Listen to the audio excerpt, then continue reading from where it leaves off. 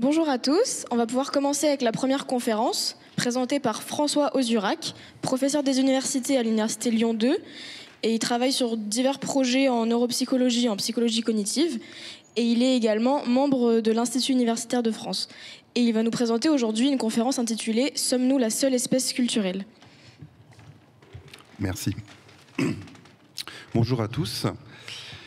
Déjà pour commencer, je souhaite remercier les étudiants de l'association Estigma.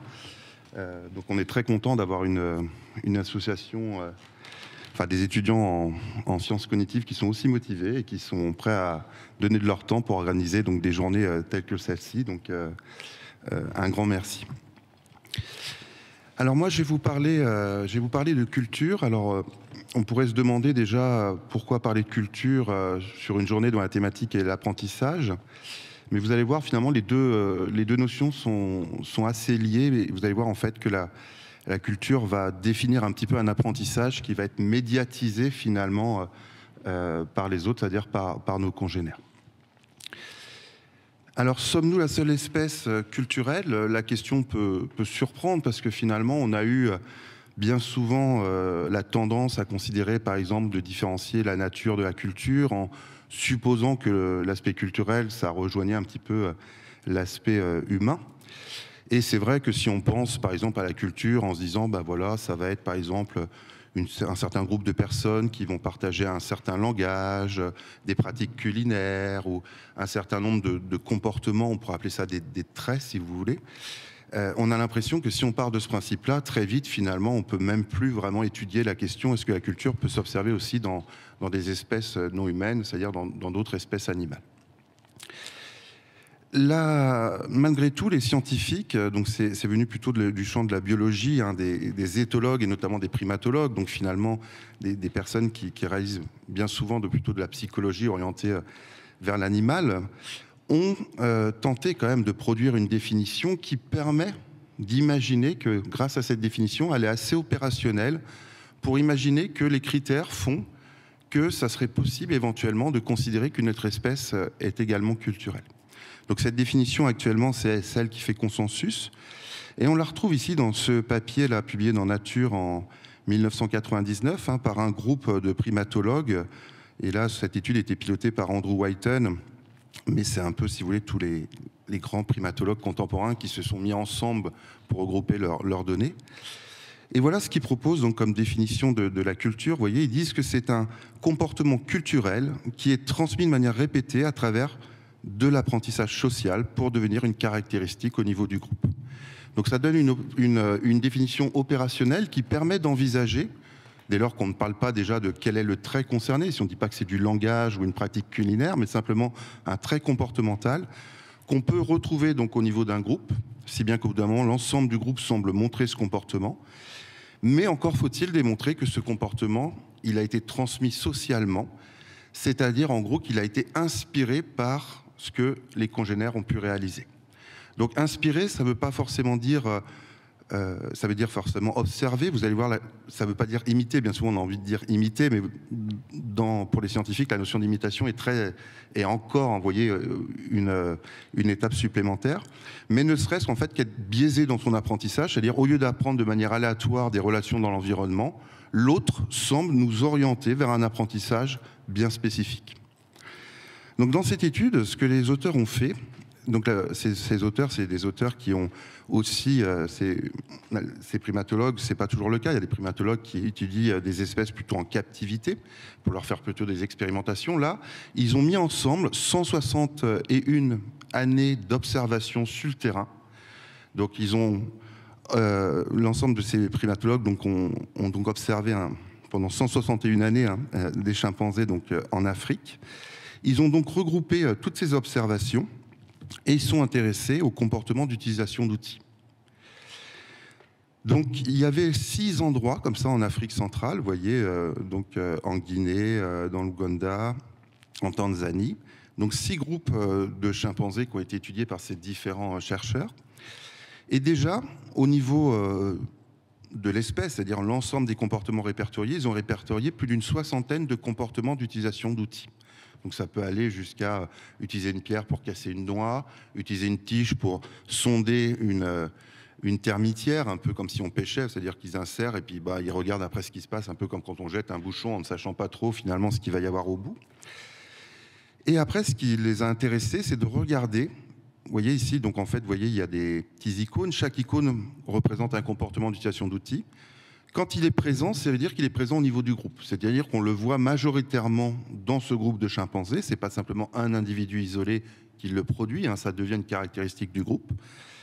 Et vous voyez ici, donc ça décrit finalement l'ensemble des comportements. Vous voyez tout ce qui est imagé, ça montre que ce comportement est présent, par exemple ici à Bossou.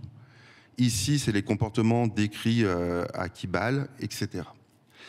Ce qu'ils ont observé, et ce que vous pouvez voir, c'est qu'on voit que certains comportements sont présents dans un groupe, mais pas dans d'autres. Vous voyez, par exemple, si je prends le premier, ici, il est présent, mais ce comportement d'utilisation d'outils n'est pas présent dans ce groupe-là, ni dans celui-là, ni dans celui-là, ni dans celui-là, ni dans celui-là.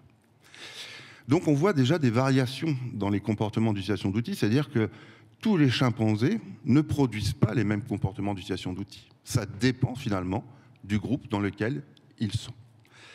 Alors bien sûr, pour démontrer que c'est un apprentissage social, donc pour dire qu'il y a une forme de culture, encore faut-il s'assurer que ces comportements ne sont pas présents simplement parce que en fait, c'est les opportunités environnementales qui permettent finalement l'apparition du comportement. Ce n'est pas le cas, pourquoi? Parce qu'en fait, tous les comportements qui sont répertoriés ici, c'est pour ça qu'il y en a moins de 60, c'est que des comportements que tous les groupes pouvaient produire. C'est-à-dire qu'ils avaient à disposition l'ensemble des matières, des matériaux qui leur auraient permis éventuellement de produire ce comportement. Donc le fait qu'un groupe ne le montre pas, on ne peut pas l'expliquer simplement par une absence d'opportunité dans l'environnement, parce que l'opportunité y était. Donc si on avait simplement observé que ces comportements variaient en fonction de l'environnement, ça aurait simplement dit, mais ça n'a rien de culturel, c'est simplement, il y a une sorte d'équipement biologique ou cognitif que l'animal possède, et en fonction des opportunités, si il peut le produire dans l'environnement, il le produit, sinon il ne le produit pas. Sauf qu'ici, ces variations ne peuvent pas s'expliquer comme ça. Donc le fait d'observer finalement des traditions, c'est-à-dire que certains groupes de chimpanzés utilisent certains types d'outils, ça montre une tradition qu'on ne retrouve pas dans un autre groupe, ça a permis, vous voyez, donc, dans ce papier qui est assez connu, hein, de montrer qu'il existerait bien de la culture dans d'autres espèces, et en l'occurrence ici les chimpanzés. Les auteurs ont même été jusqu'à voir s'ils pouvaient eux-mêmes expérimentalement finalement déclencher finalement un trait culturel, c'est-à-dire voir si on pouvait même initier un comportement dans un groupe et est-ce qu'il se diffuse au bout de faire qu'au bout d'un moment l'ensemble du groupe est capable de produire ce comportement. Donc ça c'est dans un autre papier publié aussi dans Nature, toujours avec Andrew Whiten et avec un auteur qui s'appelle Frans de Waal. Frans de Waal, en fait, il possède des grands enclos, alors différents enclos avec différents groupes de chimpanzés. Et les enclos sont assez vastes, ce qui fait qu'évidemment, ils ne sont pas non plus, c'est pas tout à fait comme s'ils vivaient à l'état sauvage, mais ils sont assez vastes quand même pour faire en sorte que les animaux vivent quasiment, on va dire, en semi-captivité. La différence aussi, et ça, c'était des critiques qui ont été souvent faites chez ceux qui font des expérimentations en captivité, c'est que les animaux, en fait, vivent dans ces enclos et peuvent venir, quand ils le souhaitent ou quand on les sollicite, on peut les isoler pour leur faire des expérimentations, mais ils ne sont pas dans des milieux appauvris. Ce qu'ils ont fait, c'est qu'il y avait 2 grands enclos avec une quinzaine d'individus dans chaque enclos, et ils ont isolé à chaque fois une femelle dominante du groupe pour lui montrer, en fait, une façon, un comportement pour résoudre un problème.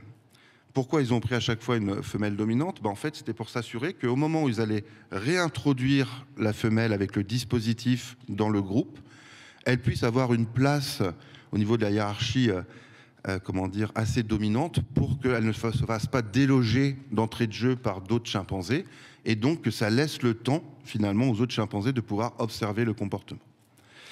Donc ils ont créé en fait un système avec une boîte, donc vous voyez où en fait il faut utiliser donc un bâton pour récupérer en fait de la nourriture, hein, c'est ça souvent la récompense, hein. Ici, en fait, la boîte est opaque, c'est-à-dire qu'ici, c'est ajouré, c'est simplement pour voir le dispositif, le système qu'il y a à l'intérieur. Mais si vous voyez, on ne voit pas très bien sur la photo, mais vous voyez, ici, c'est une planche en bois, hein, on ne voit pas ce qui se passe à l'intérieur. Il y a une première, donc, la première femelle du premier groupe, ils lui ont appris une technique, poke, donc en gros, on va dire pousser, où vous voyez, si elle pousse, donc elle introduit, tout ce qu'elle voit, c'est introduire finalement le bâton ici dans le trou. Mais ça pousse, vous voyez, cette partie en bois qui fait que la nourriture était finalement bloquée derrière. Donc en poussant la partie en bois, ça la fait basculer vers l'arrière. Et donc comme ça, elle roule après avec la pente et elle peut récupérer la nourriture. L'autre femelle de l'autre groupe, elle, donc c'est le même dispositif. Hein, c'est-à-dire en fait, les deux actions sont possibles avec le même dispositif. Hein. Celle-ci, en fait, ils lui ont appris à soulever.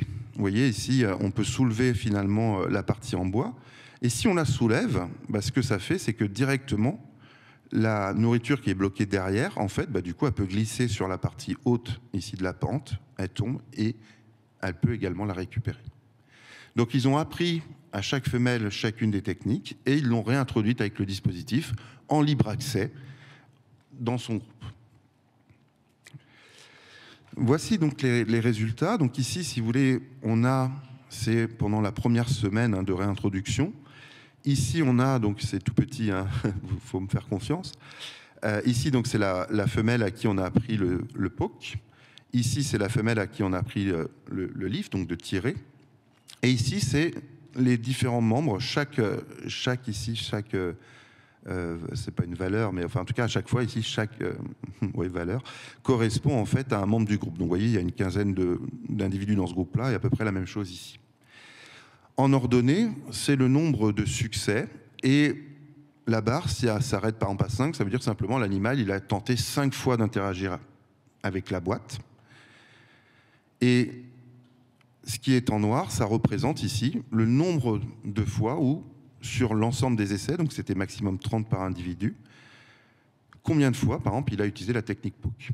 Donc on voit que la femelle dominante qui a utilisé poke, quand elle est réintroduite dans son groupe, donc les autres peuvent l'observer, hein, 30 fois, elle réutilise poke. Elle réalise donc ce comportement qu'on lui a appris. Bah, ce qu'on voit, c'est que cet individu qui interagit 30 fois avec la boîte, vous voyez, il réalise aussi 30 fois poke. 30 fois poke, 30 fois poke, etc. Ici, ça interagit moins souvent, mais malgré tout, c'est tout le temps la même technique qui est utilisée. Certains, vous voyez, il y a un petit peu de blanc. Quand c'est blanc, ça veut dire qu'ils ont utilisé l'autre technique. Donc si on regarde, vous voyez ici, ce que ça dit, en fait, c'est qu'une fois que la femelle, on l'a réintroduite avec cette technique, bah, l'ensemble du groupe semble bien réaliser la même technique. Pour ce qui est du lift, de tirer, on voit que la femelle qui a été introduite, elle a bien réalisé systématiquement 30 fois lift, parce qu'on voit que sur la barre là, qui monte jusqu'à 30, il y a 30 essais, et c'est 30 fois lift qui a été produit. On voit que c'est un petit peu moins net. Vous voyez, il y a quand même beaucoup d'individus qui ont bien réalisé le lift, mais on voit aussi que parfois, il y a aussi un petit peu de poke qui a été réalisé. Donc dans ce groupe-là, c'est un petit peu moins net. La raison, c'est qu'en fait, la technique poke lift est un peu plus difficile. C'est plus difficile pour eux de tirer. Donc en fait, certains tentaient, mais comme ils n'y arrivaient pas, ils continuaient à interagir et ils finissaient par découvrir finalement l'autre solution. Toujours est-il qu'au-delà de ce problème expérimental, on voit bien en fait que chaque technique a pu être transmise et devient une caractéristique au niveau du groupe. Et ça, c'est plusieurs semaines plus tard, ils ont enlevé la boîte, ils l'ont réintroduite, et on voit que même au cours du temps, finalement, le trait se maintient. Depuis, il y a eu énormément de travaux qui ont été conduits. Ici, c'est toujours Andrew Whiten, c'est un auteur important sur le domaine, je pense que vous commencez à comprendre, donc publié dans Science en 2021, où il a répertorié comme ça un ensemble d'études qui ont montré comme ça des traits culturels, c'est-à-dire des traits qui finalement, dans des groupes, donc dans des espèces forcément qui sont sociales, c'est-à-dire qui vivent sur un même territoire et qui ont des tendances à interagir ensemble, en fait, on a pu le retrouver dans énormément d'espèces animales, et ça peut même aller jusqu'aux mouches. Donc, c'est assez intéressant. Finalement, si on définit la culture ainsi, on peut s'apercevoir finalement qu'on peut observer de la culture dans un certain nombre d'espèces animales. Je crois que c'est à la fin. Oui, mais pas de souci. Il y aura 20 minutes, je crois, pour les questions. Alors évidemment, dès lors qu'on redéfinit la culture ainsi, parce que les scientifiques, finalement, un petit peu comme le même travers que nous-mêmes, on peut avoir de façon générale dans le sens commun, c'est qu'on a redéfini une autre forme de culture. On a redéfini une autre forme de culture, c'est-à-dire qu'on s'est dit, OK, finalement, la culture, définie ainsi, on peut se dire qu'elle est partagée par d'autres espèces, mais il y aurait peut-être, malgré tout, une forme de culture un peu différente qui pourrait davantage nous caractériser. Cette forme de culture, c'est ce qu'on appelle la culture cumulative. C'est-à-dire cette capacité non pas seulement à se transmettre un comportement qui se maintient au cours du temps, mais de transmettre un comportement qu'on améliore progressivement. On le transmet, on l'améliore. De nouveau, ce comportement qui est amélioré, on le retransmet, on l'améliore, etc., etc. Si bien qu'au bout d'un moment, on considère que le comportement ne pourrait pas être produit par un individu isolé. Ce que je veux dire par là, c'est qu'on considère que sans les interactions avec ses congénères, il serait incapable lui-même de découvrir, de réaliser la succession de découvertes qui permettent d'aboutir à ce comportement. Ça peut être par exemple, imaginez une calculatrice, comment envisager qu'une personne isolée sur une île déserte, sans aucun contact avec ses congénères, serait capable de produire un comportement. Ici, donc, c'est plutôt une technologie, mais on considère que ce n'est pas possible, en fait. Ça veut dire que c'est une succession comme ça de découvertes, de comportements qu'on améliore au cours du temps. Alors évidemment, il y a déjà des travaux qui ont montré qu'on pouvait quand même observer quelques signes de culture cumulative chez les animaux, mais ça reste bien souvent sur des comportements très spécifiques, alors que nous, notre particularité, c'est qu'on a été capable de le faire dans énormément de domaines, que ce soit la technologie, le langage, les mathématiques, etc. Donc en fait, c'est quelque chose, un mécanisme qui semble exister dans un grand nombre de domaines. Alors c'est une question qui fascine les scientifiques. En 2005, il y avait la revue Science qui avait répertorié les 125 grandes questions en gros auxquelles les scientifiques devraient s'atteler. Et il y avait quelques questions qui tournaient autour de la psychologie, des sciences cognitives. Et ça faisait partie des questions, c'est-à-dire qu'aucun animal, vous voyez, n'arrive aussi près, on va dire, des capacités humaines à bâtir sur des découvertes précédentes et à les transmettre. Donc la grande question, c'est comment est-ce qu'on explique ça? Évidemment, ça convoque un grand nombre de disciplines, parce que ça convoque aussi les chercheurs en archéologie, pour essayer de comprendre comment est-ce que les outils en pierre taillée ont pu évoluer. Forcément, des comparaisons avec les espèces animales, les neuroscientifiques, même des économistes s'y intéressent pour faire des calculs de coûts, bénéfices, apprentissage, combien de temps il faut apprendre finalement sur un calcul d'une vie entière. Donc voilà, ça intéresse énormément de personnes. Alors ce qui est très intéressant, j'ai passé, c'est que cette notion de culture cumulative, en fait, pour bien la comprendre, si vous voulez, ici, vous voyez, donc c'est en abscisse, ça représente des dates. Donc on est ici en 0, et nous on est dans le présent à peu près à l'an 2000, moins 1000 avant Jésus-Christ, moins 2000, moins 3000. Chaque point ici correspond à des grandes découvertes qui ont été faites, par exemple, dans le domaine des mathématiques et en physique. Par exemple, la notation numérique, c'est-à-dire les Babyloniens, en moins 2000, il y a 4000 ans, ça a été donc les premiers à imaginer d'utiliser finalement un symbole pour représenter une quantité. La géométrie chez les Grecs. L'algèbre commençait à articuler, créer une syntaxe. La trigonométrie, etc. Puis après, donc, on voit que les choses s'accélèrent. Ici, c'est l'âge. Donc, je me suis inspiré d'un auteur qui s'appelle Messoudi, là. C'est ce papier-là. Hein. C'est l'âge, en fait, auquel, en fait, le concept est appris donc c'était au Royaume-Uni, par des enfants, enfin par des étudiants, donc dans le système scolaire. Donc au début des enfants, puis après des adultes, on voit l'âge, et on voit que ce qui nous a pris des milliers d'années, finalement, à créer comme découverte, d'avoir l'idée, finalement, de se dire on va utiliser un symbole pour représenter une quantité, désormais, à 5 ans, les enfants le maîtrisent. La géométrie, pareil, où on imagine, des fois on a du mal à comprendre ce qui peut être si génial chez certains grands mathématiciens grecs, parce que c'est des choses que l'on sait faire depuis 8 ans. Donc en fait, simplement, ça a pris des milliers d'années, en fait, pour que les humains découvrent ou créent finalement ces concepts. Et on voit que les choses, vous voyez, s'accélèrent, et c'est ce qui explique aussi qu'au bout d'un moment, pour atteindre finalement les connaissances les plus élevées, il faut de plus en plus de temps pour rattraper finalement ce retard d'apprentissage, c'est-à-dire pour rattraper tout ce que finalement notre espèce a pu découvrir au préalable. Ça, c'est assez intéressant parce que, par exemple, on sait que dans le champ, par exemple, des prix Nobel, en l'espace d'un siècle, l'âge qui correspond en fait au moment où la personne a fait la découverte qui lui vaut le prix Nobel, je dis pas l'âge auquel il a eu le prix Nobel, parce que vous savez, des fois, ça peut être plusieurs décennies plus tard, hein, mais l'âge auquel la personne donc, a fait sa découverte qui lui vaut son prix Nobel, il a augmenté de 7 ans. C'est-à-dire que maintenant, les personnes, il leur faut 7 ans de plus pour faire une découverte qu'on considère comme étant majeure dans le champ, ce qui correspondrait finalement au coût nécessaire pour récupérer tous ces savoirs et les dépasser. Alors bien sûr, hein, ce scénario pose des questions, parce qu'on peut se dire, mais finalement, si un jour il faut étudier jusqu'à 50 ans, combien de temps il nous restera finalement pour faire des découvertes? S'il faut mettre autant de temps finalement pour récupérer, vous voyez, un certain nombre de savoirs et les dépasser. Alors la question, c'est comment expliquer finalement cette distinction entre culture et culture cumulative? Pourquoi finalement, ce que je ne vous avais pas dit, c'est comme ça que j'ai organisé mon exposé, c'était volontaire, mais par exemple, les chimpanzés, tous les comportements qui avaient été répertoriés tout à l'heure, c'était des comportements que l'on considère que chaque chimpanzé pourrait redécouvrir de son vivant. C'est-à-dire, ce n'est pas déjà des comportements qui sont complexes, dans le sens où c'est une succession d'innovations, c'est des comportements que chaque chimpanzé peut éventuellement, on imagine qu'un autre peut le redécouvrir, simplement une fois qu'il l'a découvert, il le transmet. Comment expliquer que nous, on peut finalement comme ça accumuler des comportements de plus en plus complexes? Et comment on fait pour les transmettre? Alors il y a des auteurs, un auteur qui est important dans le domaine, c'est Michael Tomasello, hein, c'est un grand psychologue. Il a été un des premiers auteurs à essayer d'expliquer cette distinction entre culture et culture cumulative. Ce qu'il faut comprendre, c'est que comment on expliquerait finalement cette culture chez les chimpanzés ou d'autres espèces animales?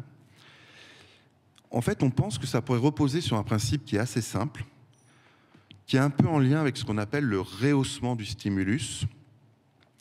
C'est-à-dire qu'en fait, une des caractéristiques que l'on partage nous aussi avec les espèces de primates, hein, c'est que dès qu'un congénère touche un objet dans l'environnement, cet objet il a plus de valeur qu'un autre objet dans l'environnement. Et ça, c'est vrai pour nous. Si vous voyez quelqu'un qui commence à tripoter des objets, vous allez être attiré par ce qu'il est en train de faire, ça va attirer votre attention, ça va rehausser votre intérêt pour ce stimulus. Et ça, c'est un biais très important, parce que ce simple biais fait que vous n'allez pas apprendre de manière aléatoire dans l'environnement. Si un chimpanzé est en train de manipuler une pierre et une noix, ça réaugmente l'intérêt des autres chimpanzés pour ces deux objets. Et après, ce qui se passerait chez les chimpanzés, c'est qu'en fait, il faut comprendre qu'il n'y a pas d'enseignement. Bien souvent, des comportements complexes comme le cassage de noix peuvent prendre plusieurs mois, voire des années, hein, ça a déjà été décrit, pour qu'un chimpanzé le maîtrise. Autrement dit, c'est pas bien souvent, c'est les petits autour de la mère au début, mais par exemple, la mère ne met pas tout en place pour montrer comment ça se passe, et même elle le pousse des fois, et le petit, il est là en train de regarder ce qui se passe, et après, il joue, et donc finalement, il recrée un petit peu la roue, si vous voulez. Il va redécouvrir le comportement par lui-même, mais n'empêche que le fait qu'il ait été biaisé dès le début par le fait que ses congénères aient manipulé ses objets, ça va quand même lui faire apprendre plus vite cette relation que s'il devait la découvrir complètement par lui-même. Ce qui serait différent, alors ce qu'il faut comprendre, c'est que du coup, comme ça prend du temps d'apprentissage, du coup, le temps de vie fait qu'il y a moins de temps pour recréer des innovations. Donc finalement, il y a un coût beaucoup plus important pour réapprendre un comportement qui est transmis. Ce que suggère Tomasello, il dit, mais voilà, c'est pas comme ça que ça se passe dans notre espèce, c'est que nous, la transmission est beaucoup plus fidèle. C'est-à-dire que plus rapidement, on va pas seulement être intéressé par les objets qu'on nous montre, mais on va aussi recopier la technique qui est associée. C'est-à-dire qu'on va prêter attention plus particulièrement à la façon dont les objets ont été placés, aux gestes qui sont réalisés, et donc ça permet d'accélérer l'apprentissage, qui fait que plus rapidement le comportement peut être appris. Par ailleurs, le modèle, lui aussi, peut commencer à enseigner, c'est-à-dire qu'il peut aussi commencer à aider, finalement, l'apprenant en le mettant dans de meilleures dispositions. Cette meilleure transmission fidèle fait quoi? Fait que le comportement se transmet beaucoup plus rapidement. Au lieu d'attendre des fois des mois, ça peut prendre que quelques minutes. Donc, du coup, très vite, il peut se diffuser beaucoup plus rapidement au sein d'un groupe et ça laisse beaucoup plus de temps de vie pour rajouter des innovations ou pour rajouter des nouveaux apprentissages qui s'enchaînent. C'est ce qui fait qu'on peut être capable, comme ça, pendant 20 ans, d'aller à l'école et d'apprendre autant de choses aussi rapidement, alors que, finalement, ça peut prendre énormément de temps dans d'autres espèces. Alors, pour illustrer quels sont les arguments qui vont en faveur de cette idée, donc ici, c'est un papier publié en 2007 dans Science par un groupe de recherche dont Michael Tomasello. Ils ont proposé en fait une batterie de tests à 106 chimpanzés. Je peux vous dire qu'il faut les trouver, les 106 chimpanzés. Je ne sais pas combien il y a de chimpanzés dans le monde, mais c'est quand même assez conséquent. 32 orang-outans et 105 enfants humains, vous voyez, âgés de 2,5 ans. Ils leur ont proposé, vous voyez, cette batterie de tests qu'ils ont décomposée ici, vous voyez, en domaines. Donc, il y a un domaine qui s'appelle cognition physique, qui correspond plutôt à la capacité, en fait, à comprendre son monde physique. Social, c'est plutôt des capacités pour comprendre le monde social. En dessous, il y a des sous-catégories. Ici, donc, vous avez espace, quantité, causalité, c'est très kantien. Espace, par exemple, c'est des tests de mémoire spatiale. On a 2 gobelets, on cache, c'est un peu comme du bento, mais en très simple, on cache simplement la récompense d'un des 2 objets, et on voit si l'animal est capable de retrouver l'objet qui a été caché. Il peut y avoir des rotations, on fait tourner pour voir s'il est capable de suivre. Des quantités, ce qui est capable de discriminer 2 quantités. Par exemple, s'il y a deux récompenses d'un côté et une de l'autre, est-ce qu'il va plutôt aller là où il y en a 2? Des aspects de causalité, comprendre que si on fait un bruit, par exemple, dans l'objet, c'est un indice qui semble suggérer qu'il pourrait y avoir quelque chose dedans, qu'il y a quelque chose à causer le bruit. Donc vous voyez, c'est des tâches qui sont assez simples, mais qui doivent être apportées à la fois des autres espèces animales et des jeunes enfants. Et des tests donc plutôt sociaux, de cognition sociale, donc apprentissage social. Par exemple, la tâche d'apprentissage social, c'était une sorte de tube transparent avec à l'intérieur un objet qui est un peu bloqué, comme un petit ballon. Et en fait, c'est très difficile de le récupérer avec la main, parce qu'il est vraiment coincé. Et en fait, on fait une démonstration, on montre par exemple que si on tape dedans, vous voyez, ça le fait descendre progressivement dans le tube. Donc du coup, c'est la façon de résoudre le problème. Donc on montre ça aux chimpanzés, aux orang-outans, aux enfants. Des tests de communication avec du pointage, pour voir est-ce que le pointage aide à découvrir quel est finalement le bon contenant. Et puis, bon, des tâches de théorie de l'esprit, je vais passer. Alors, quels sont les résultats?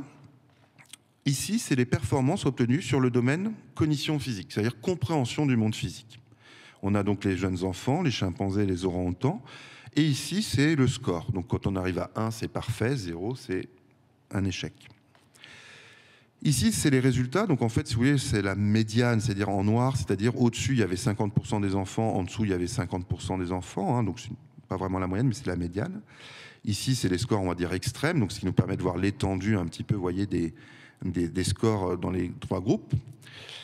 On voit que c'est pas plafond, c'est-à-dire que les tâches sont pas faciles, c'est-à-dire même les jeunes enfants humains, vous voyez, ils n'atteignent pas 100% de réussite. Vous voyez, ça veut dire que c'est à peu près calibré. On voit qu'il n'y a pas vraiment, en fait, même statistiquement, il n'y a pas de différence entre les 3 groupes. C'est-à-dire que les chimpanzés ou les orang-outans ont, adultes, mais ont les mêmes capacités de compréhension du monde physique que des enfants de 2 ans et demi.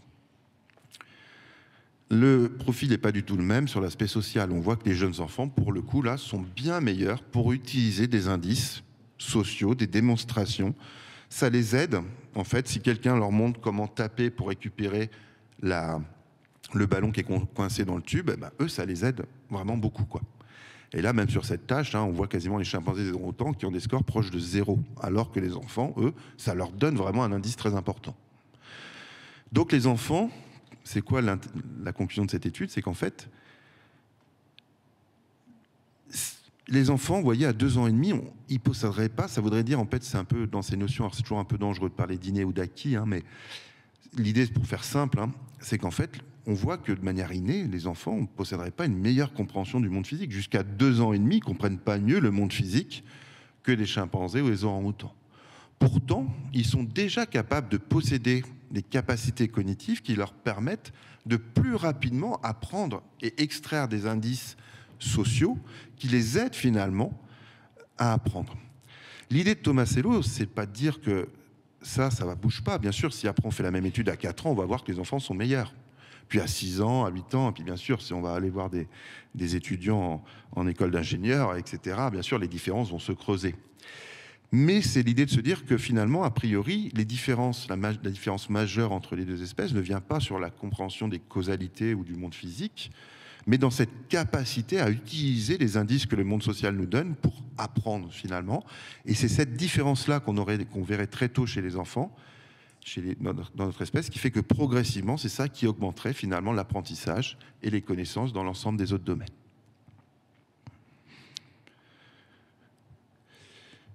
Une autre étude qui permet d'illustrer en fait cette propension qu'on aurait finalement à être capable un petit peu d'avoir une sorte d'équipement qui nous aiderait rapidement finalement à apprendre davantage des autres et donc à recopier plus rapidement, plus fidèlement leur comportement que d'autres espèces.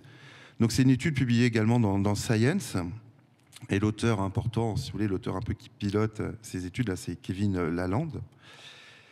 Toujours des comparaisons, vous voyez, entre espèces. Donc, il y a 35 chimpanzés. Je ne sais plus trop, mais il doit y avoir 40, parce que je crois qu'il y a 2 groupes, enfin, peu importe. Une quarantaine de capucins et des enfants âgés de 3 à 4 ans. Quelle était la tâche? Donc, vous voyez, c'est pareil, une petite boîte à problèmes, où, en fait, c'est une boîte à problèmes un peu séquentielle. C'était pour essayer de montrer un petit peu comme, ici, il fallait enchaîner des découvertes, un peu pour essayer de reproduire en laboratoire, même si bien sûr la culture cumulative c'est quand même plus compliqué que simplement être capable de résoudre un problème en 3 étapes, mais simplement comme s'il fallait enchaîner des innovations, vous voyez, pour résoudre la boîte. Donc du coup, la première étape, c'est, vous voyez, il faut regarder donc ici cette partie-là, vous voyez, c'est symétrique. Pourquoi? Parce que ça permet comme ça en fait que des binômes puissent travailler en parallèle dessus, c'est-à-dire que 2 congénères puissent travailler en parallèle dessus. Donc la première étape, au début, la boîte, vous voyez, elle est fermée comme ça. On ne voit pas en fait les récompenses. Il faut simplement faire coulisser, vous voyez, le volet, c'est la première étape. Donc on la coulisse et hop, elle se bloque, le volet se bloque, mais ça permet de libérer une première récompense. Ensuite, il faut essayer de comprendre qu'il faut appuyer sur des boutons pour refaire avancer le volet jusqu'à l'étape 2, et ça libère une deuxième récompense.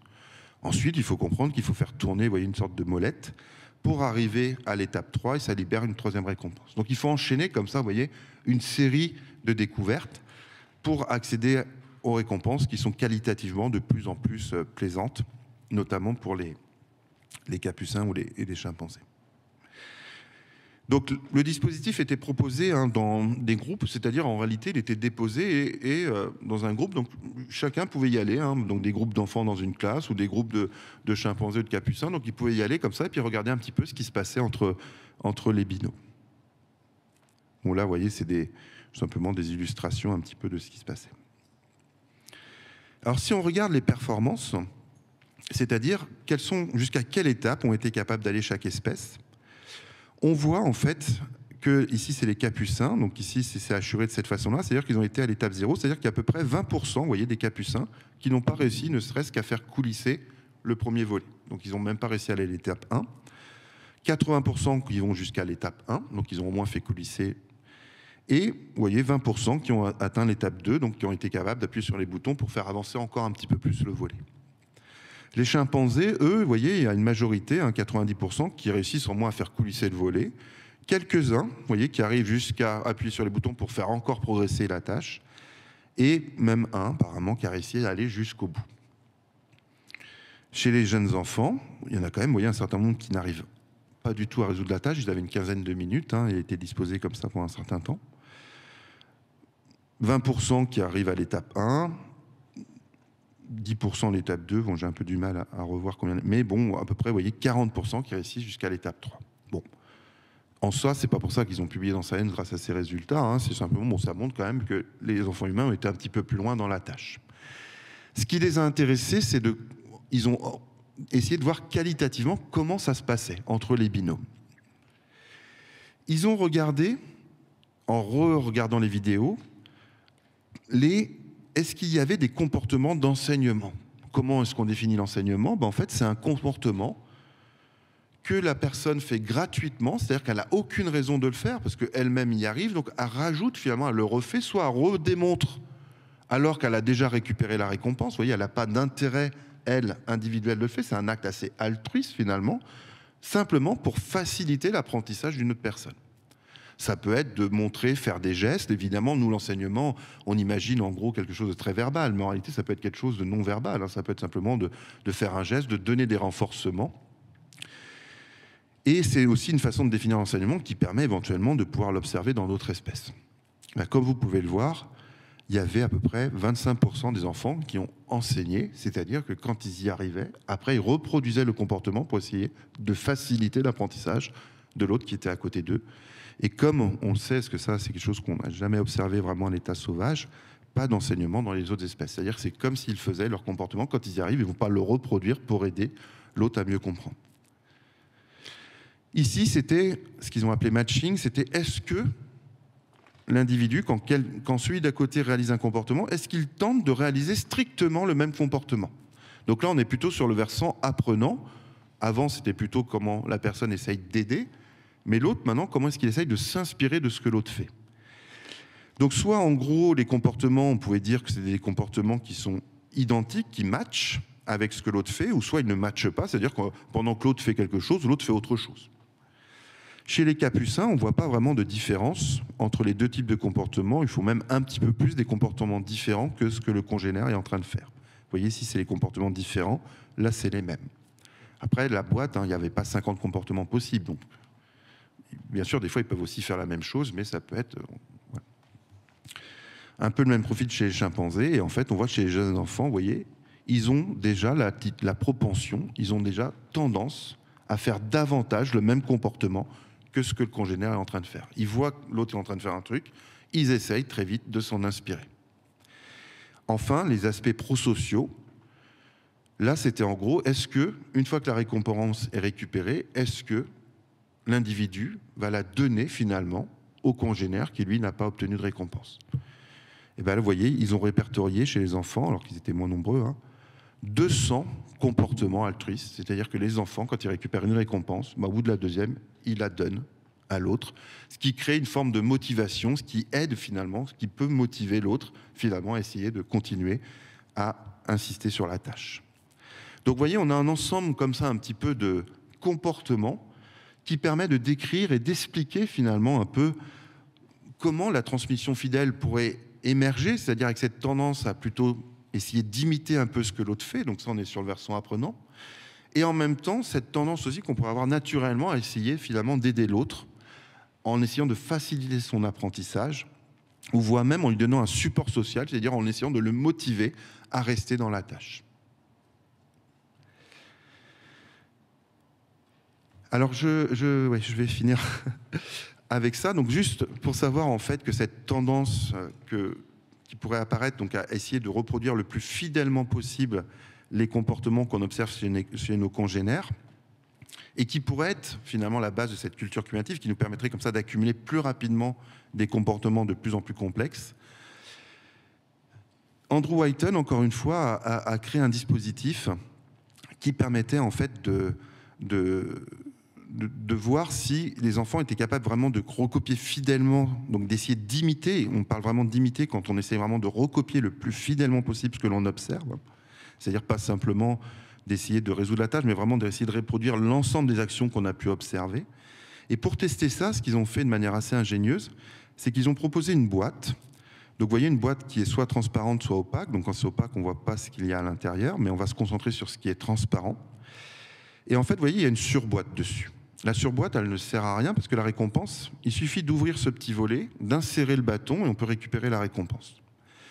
Mais la surboîte, vous voyez, il y a un cylindre. Si on pousse le cylindre, ça libère un trou et on peut taper comme ça avec le bâton dedans. Et ce qu'ils ont fait, c'est qu'en fait, ils ont montré donc à des chimpanzés, à des jeunes enfants, une séquence d'actions où ils commençaient par ces actions non pertinentes. C'est-à-dire, ils commençaient en tapant sur le cylindre, pousser le cylindre, taper dans le haut de la boîte, ça ne sert strictement à rien. Mais ensuite, on ouvrait donc le volet, on récupérait la nourriture. Donc seules les actions finales étaient pertinentes, mais pas les premières actions. Quand c'est transparent, Nous, on le sait que ça sert à rien. Mais quand c'est transparent, on peut voir quand même que taper sur le haut de la boîte n'est pas en connexion directe avec ce qui est à l'intérieur vous voyez, de la boîte pour récupérer la récompense. Vous voyez ici, si on tape ici, on voit bien qu'on n'est pas connecté. Alors, je vais vous montrer tout de suite une petite vidéo qui décrit ce qui s'est passé dans cette étude, donc rapportée par le National Geographic. Donc, c'était conduit par Victoria Horner et alors, je vais faire ce que je vais faire, c'est que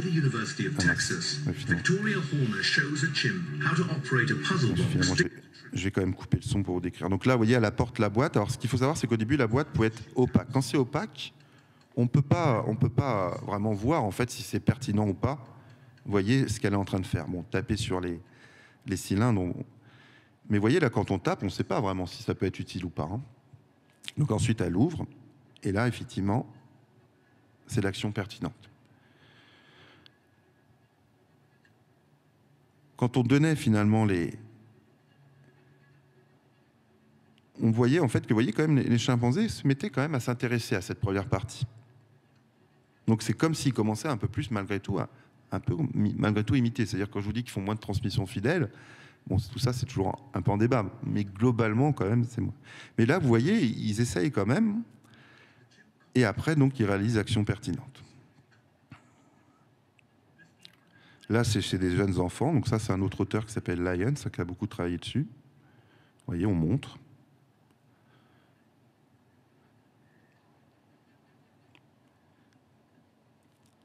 Et on récupère. Et là, les enfants, même comportement que chez les chimpanzés, ils recopient l'intégralité des actions.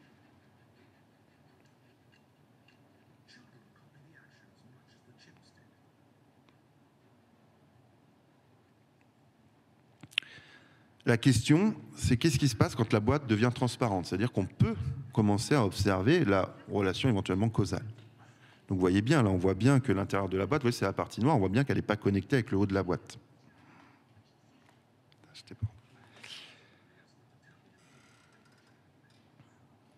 Donc là on tape, on voit que l'action est non pertinente.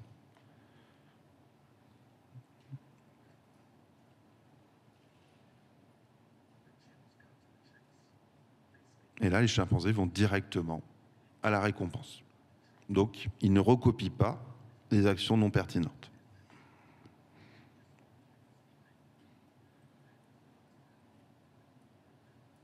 Andrew Whiten.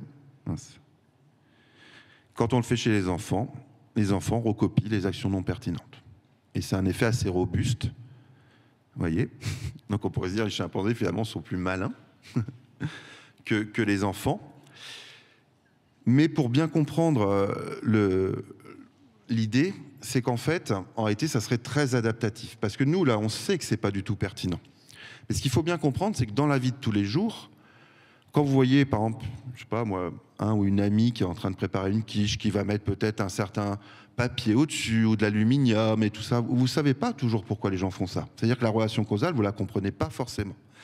Et bien finalement, le fait de au moins tenter de recopier même ce qu'on a l'impression de ne pas comprendre, ça nous laisse finalement le temps de redécouvrir des nouvelles relations.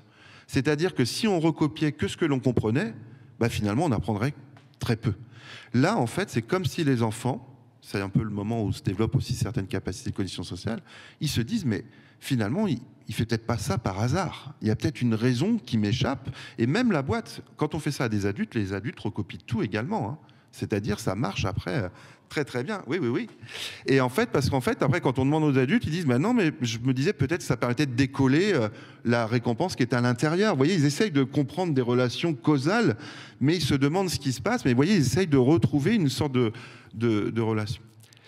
Donc, vous voyez, ça permet d'illustrer aussi, vous voyez, comme quoi peut-être qu'un certain nombre de compétences, un peu de compréhension du monde social pourrait nous permettre de se dire que les autres ne font pas non plus les choses par hasard, ce qui nous inciterait aussi à davantage recopier ce qu'ils font, ce qui augmenterait cette chance de faire de la transmission fidèle et donc de commencer à observer de la culture cumulative, même si finalement dans d'autres espèces, on sait qu'elles sont aussi capables de culture, mais peut-être avec d'autres mécanismes d'apprentissage social qui seraient qualitativement différents. Voilà, je suis désolé, j'ai un peu débordé. Voilà, j'ai fini.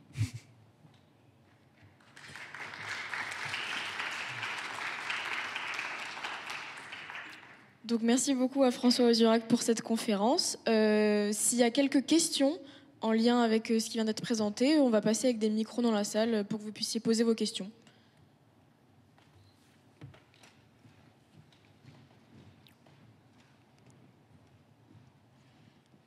Chez les êtres humains, je reste sur la dernière expérience qu'il a fait. Oui. Est-ce qu'il y a des cultures dans lesquelles des enfants, quand ils voient qu'il y a des trucs qui servent à rien, ils le font pas, enfin qui resteraient plus proches de la nature, peut-être, j'en sais rien, plus connectés avec la réalité? Non, parce que alors justement, enfin, non, ça a été fait de manière, ça a été fait même sur des peuples sources, c'est-à-dire ça a été étudié en Amazonie, en Afrique, en Asie, etc. C'est vraiment, c'est quelque chose qui nous définirait, quoi. C'est-à-dire c'est une capacité, mais c'est très adaptatif, parce qu'en fait, si on recopie pas les choses que l'on ne comprend pas, eh ben en fait, on n'apprend rien. Là, c'est que l'expérimentation est grossière, parce que nous, on sait que ça sert à rien. Mais si je vous l'avais fait passer tout de suite, peut-être et certainement qu'une majorité d'entre vous aurait commencé à recopier un peu l'intégralité. Donc c'est sûr qu'une fois qu'on vous présente la manip, qu'on vous dit ça sert à rien, tout de suite on se dit oh bah, pourquoi ils le font. Mais en réalité, c'est assez adaptatif, parce que ça nous laisse le temps de réapprendre des choses. Et on pense que d'ailleurs, ces capacités, dès les outils en pierre taillée qui datent de 2,5 millions d'années, ou quand on fait de l'archéologie expérimentale, on sait que des fois il faut plusieurs centaines d'heures pour qu'une personne soit capable de reproduire ces outils, ben on se dit si peut-être les espèces n'étaient pas déjà équipées de cette capacité, eh ben, ils ne seraient pas capables, par exemple, de produire des outils, par exemple, comme l'H1 qui date de 1,5 million d'années, qui nécessite de réaliser une séquence assez complexe. Ben, si on a l'impression que ce que la personne fait, ça ne sert à rien, en fait, on ne pourrait pas peut-être créer une sorte de zone proximale de développement, comme le disait un certain auteur, Vygotsky, qui nous permet finalement d'augmenter nos capacités. Super, merci. Est-ce qu'il y a d'autres questions ?